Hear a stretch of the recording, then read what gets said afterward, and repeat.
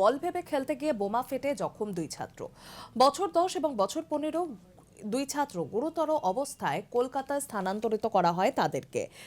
তাদের মধ্যে একজনকে উত্তর 24 পরগনার বাদুড়িয়া থানার আরবেলিয়ায় থানার এই ঘটনা ঘটে এবং তাদেরকে উদ্ধার করে বসিরহাট সুপার স্পেশালিটি হাসপাতালে নিয়ে যাওয়া হয়। তাদের মধ্যে একজনের অবস্থার অবনতি হলে তাকে কলকাতায় স্থানান্তরিত করা হয়।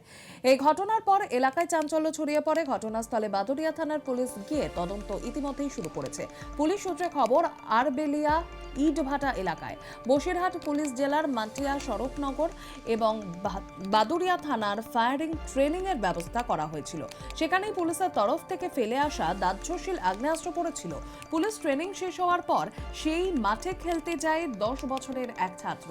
সে একটি বস্তুকে হাতে নিয়ে তার বন্ধু বছর 15 সাহেব আক্তারের কাছে নিয়ে যায়। দেখার সময় সেটি বিস্ফোরণ হয়। বিস্ফোরণের ঘটনায় দুজন আহত হয়েছে বলে জানা যায়।